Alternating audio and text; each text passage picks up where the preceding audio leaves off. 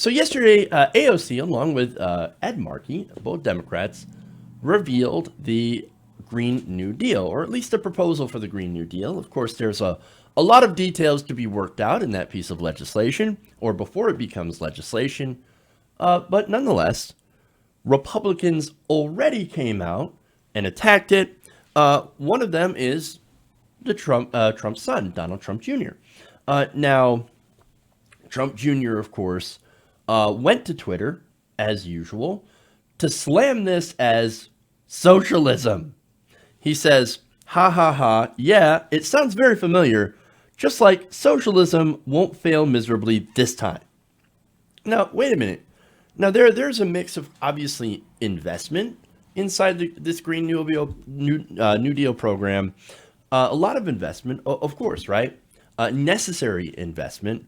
And then there's some, I guess a little bit of market-based solution in there mixed in as well. But mostly this is a huge investment in transforming 100% our energy system, which is necessary since we have 12 years left before essentially climate annihilation, right?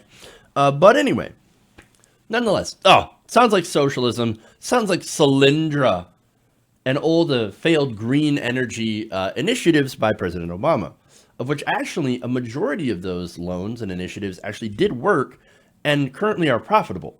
So nonetheless, there's Don Jr., right? So now Twitter had a different take.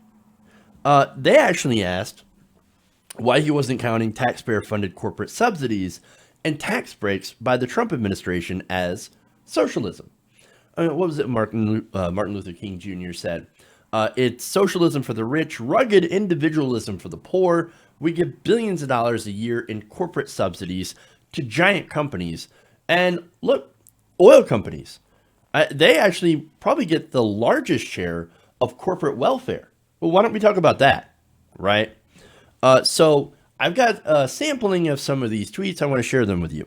Now, Homer is a role model, which is interesting. He points out that Miguel's taxpayer funding your security is just capitalism.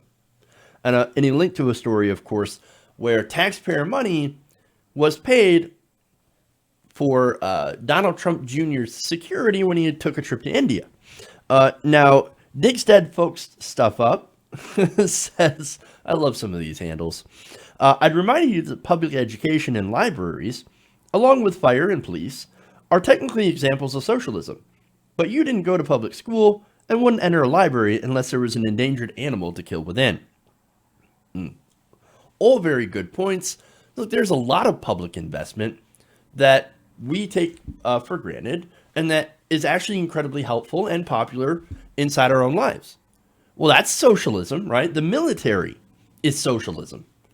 And yet, at the same time, no, we don't recognize that because the popular narrative is socialism equals Venezuela. No, don't disagree. That's actually authoritarianism. And look, most of the economies, even Venezuela to a certain extent, are a mixed economy. In fact, I think you had 70% of the Venezuelan economy that is privately owned. What did they do? They nationalized their oil and used that to, of course, pay for the social programs.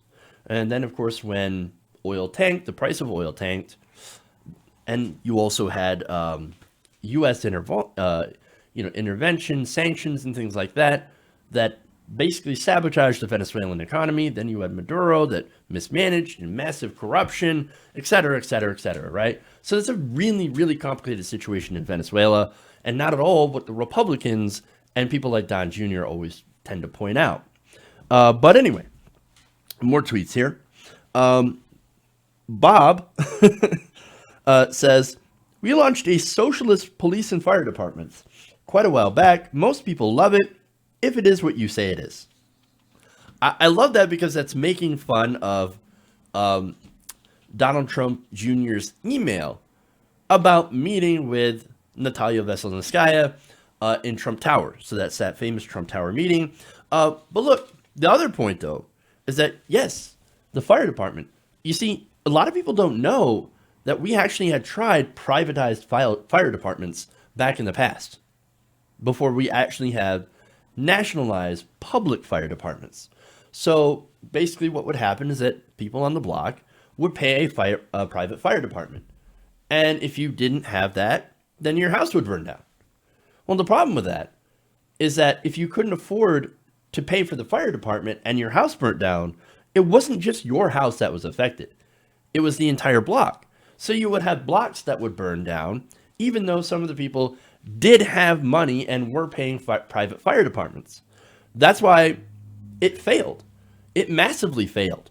So privatization, there is a good example of private industry failing, whereas socialism actually was very successful and continues to be very successful. But there's more. You also have Walt that tweeted, Social Security is socialism and has brought millions of elderly out of poverty. It will also not fail. The deduction cutoff just needs to be raised. All the federal dam projects are socialism. Maybe you should spend some time reading about American history. No. I guess he probably will not. Aaron Riley says that would be nice, but virtually every administration gives out corporate welfare in some shape or form. And it's disgusting what some companies do with the money instead of what they really should be doing, like investing in employees, not making CEOs even more rich. Mostly Functional Adult says, as opposed to subsidizing polluting energy sources, yes, let's try this again. James D. Maggie says, it works when everyone pays taxes, which unfortunately there are a lot of corporations that do not pay their taxes. Donna says, how many times do Republicans have to try trickle-down economics and fail our middle class over and over again before they can admit they are only interested in helping the rich? Yeah, but if you admit that trickle-down economics only helps the rich, then you can't con people into believing that, don't worry, the wealth is going to trickle down.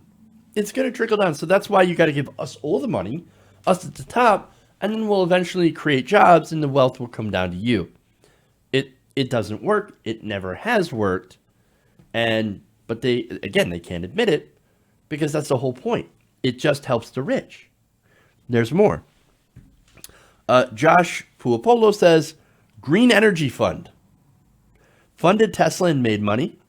Tesla grew to be one of the hottest new car companies. Tesla and Elon spawned SpaceX. SpaceX will go to Mars in 2022. Donald Trump said he would give unlimited funds to get to Mars. What exactly is the issue? And then finally, or I should say the final two, Ashan Hussein says, protecting the environment is communist now? Yes. Apparently it is. And then finally, Randy Winott says, or trickle-down economics won't fail this time. See also Kansas.